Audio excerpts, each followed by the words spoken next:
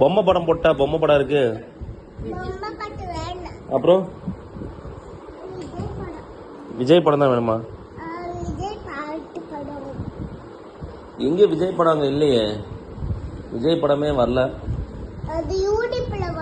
யூடியூப்ல தான் வருமா?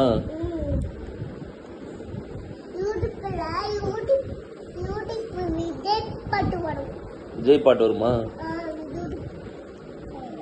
சரி பொம்மை படம் போட்டு தட்டா?